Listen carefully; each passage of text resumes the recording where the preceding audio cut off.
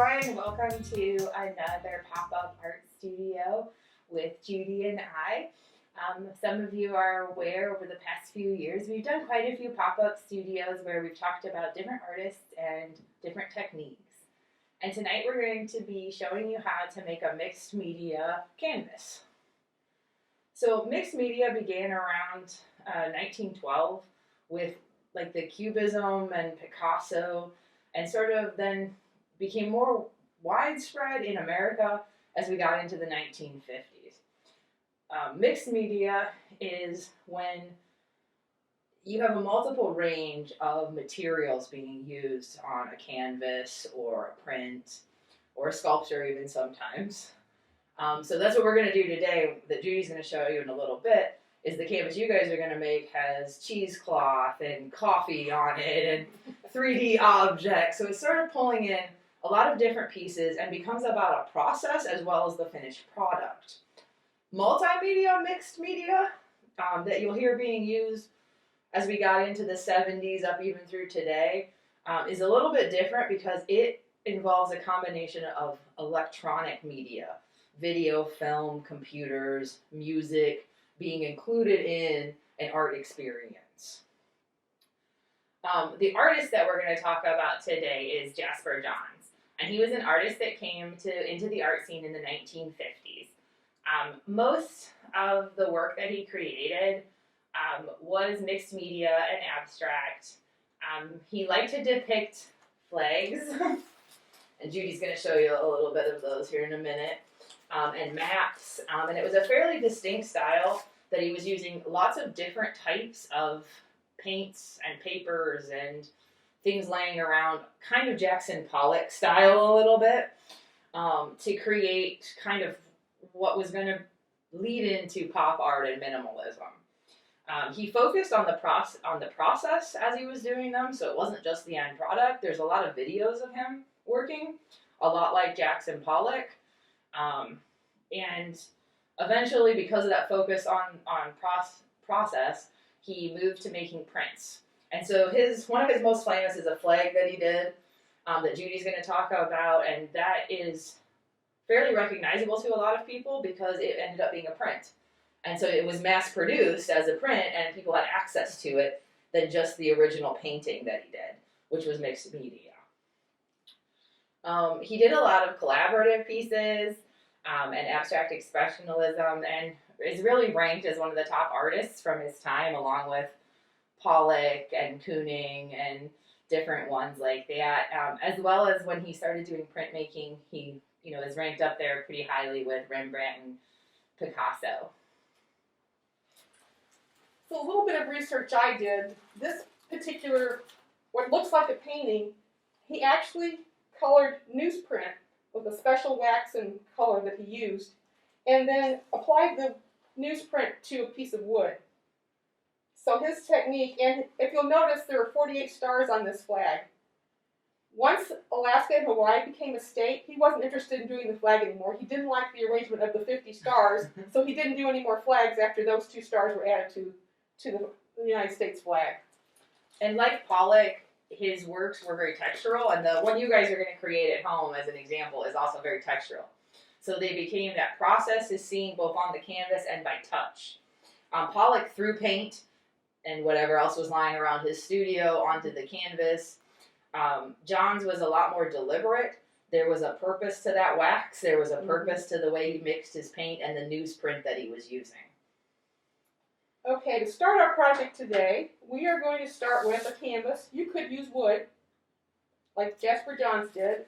Some of our materials are cheesecloth, tissue paper, page from a book. We're using a stencil. You could do it freehand, and paint. We're going to be stamping using a toilet paper roll. And at the end, we're going to be applying some jewelry and buttons and a little wooden butterfly to our project. And all of these things will be in your kits that are available at all 4 of our locations.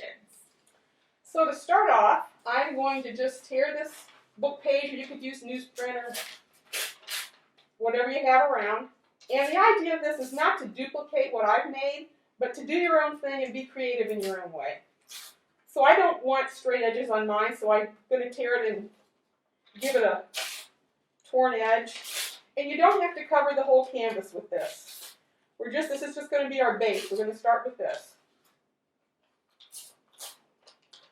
So I'm going to lay my book page down, whatever order, and I've got some pieces of tissue paper that I've torn. I would take the Mod Podge and glue these down. I'll show you that in a minute. The cheesecloth is kind of cool. Yeah, that comes last, and that gives us a little bit of texture. So, lay your tissue paper out. However, didn't cover the whole thing. And if it goes over the edges, let it go over the edges. You can leave it that way, or you can trim it off later. So this one I have actually, with the Mod Podge, glued those pieces down. And I have not trimmed the edges off. I might do that later. I might not. I don't know. Okay, the next thing I'm going to do is, in your kit you will find a heart stencil. Now, in the original sample I did here, you can look closely and see I did a heart right here. And then I did another heart here where I filled it in with the paint. You choose, you do whatever you want, however many hearts you want to put on yours. I'm just going to lay this one in the center. Also, feel free to sketch your own shape or image onto there. A lot of times bird images look really cool with this type of style and design that Judy's showing you. We just went with a simple stencil in case you needed one. Give you a little help to start with, but feel free. This is just acrylic paint, and I'm just going to paint real quick, and I'm not going to even be real careful about it. And I'm only going to do one coat because I like how the print from the book shows through the paint. And after I do that, I'm taking my toilet paper roll. I'll let Jen kind of demonstrate that. I'm going to use the circle on one end, but the other end I'm going to shape into a triangle, so I'll have two shapes when I get ready to stamp that on there. So if you want to kind of stamp while I'm filling in this heart.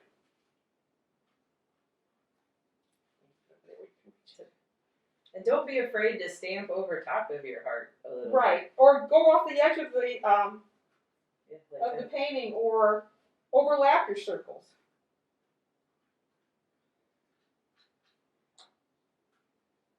I don't know if I mentioned I'm using coffee grounds. At the end, we're going to mix them with a little water, and that kind of gives it an antique look. Plus, you get the smell of the coffee, which is really good. Now, shape your other end of your... And to shape that, you're just going to squeeze your toilet paper roll. It gives you kind of a triangle shape that's got a little bit rounded on the edges. Or you can make any shape you want. And once we finish this part, I'm going to take a little break here because you want this paint to be dry before you proceed to the next part. Okay, I'm going to let Jen finish up here. And I'm just stamping it around. I have no particular design, no particular concern on overlapping or where things are finding. You can do as many stamps as you want or as few as you want. You can kind of see in our finished product where those overlap. Some of them stick out really clearly. Some of them are just slight edges underneath things because we're going to put other stuff on top of this. So I feel like that's good. Okay, so now we're going to take a little break. I'm going to let this paint dry, and we'll come back with our next step. Okay, we're back, and we're ready for the next step, which is we're going to apply our cheesecloth to the dried painting. And where do you find cheesecloth? Actually, that came from Ace, and it's used with a lot of different things, staining and cleaning cars and all kinds of things. It came in like a rolled-up package.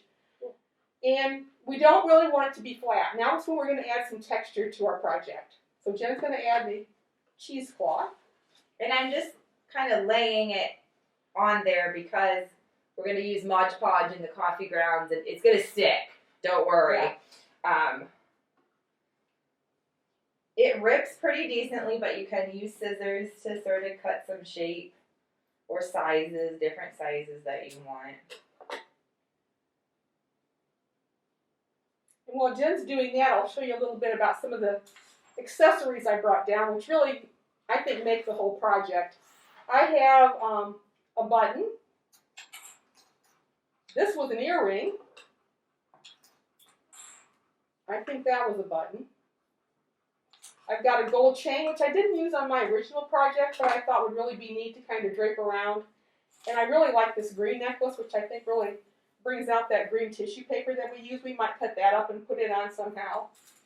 You can kind of see I'm not worrying again about, I got some hanging over an edge here.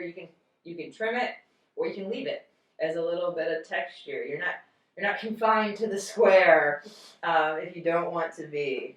And I kind of like this bunched up one. I'm just going to cut it a little bit and get a little balance down here and get a little of that texture. I really like the book page showing up a little, but I want to give it a little texture. And as you can see, we're building layer upon layer here. So we didn't glue anything down.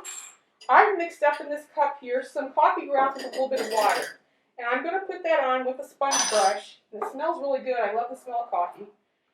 And I'm just going to dab it on. And we're not going to worry about gluing anything on right now. It's going to move the cheesecloth around a little bit. Whoop. And then we're going to let this dry. And that's when we're going to cover it all with a coat of Mod Podge. And that will seal everything and make sure that cheesecloth sticks. And it kind of we're going to cover the whole thing. It'll give it an antique look.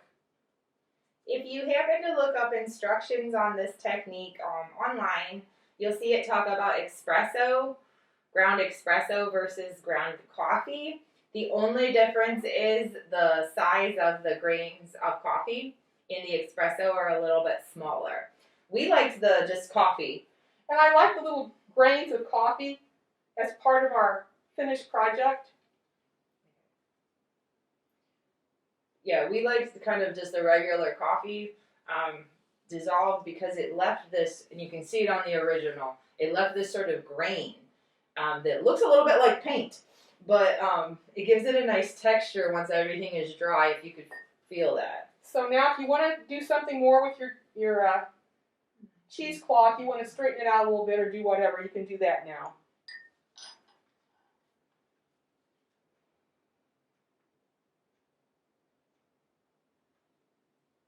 So we're going to just pretend this is all dried.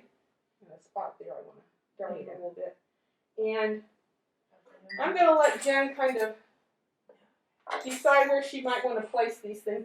I would glue these on with the glue gun after you've Mod Podged over this. What I used here was I think one was an earring, this was an earring, and this was a button. Need scissors. Cut that. However you want to do it. I just think it'd be neat kind of snaking across the...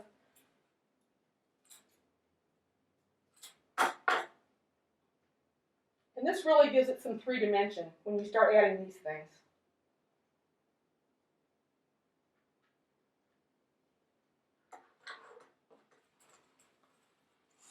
This is a great, mixed media art is a great way to get rid of old jewelry in your house, or earrings that you only have one of, or some different things. Those of you that have done some of the other mixed media projects that we've done here during our pop-up studios know that we've used old buttons and necklaces like this in other manners. We've made recycled book purses and other canvas products that we've used this jewelry on, and it's a really great way to kind of clean up your drawers. And I think I'm going to add this gold chain to mine. I like that. It kind of follows some of my circles around through my project here. And there'll be a piece in your kit, just a piece of black ribbon that I just glued on the back corners if you want to hang it somewhere. Okay. All right, I think we're all done now. So I hope you're anxious to go out and try this mixed media art. Feel free to take pictures of your finished product and share it with us on Facebook.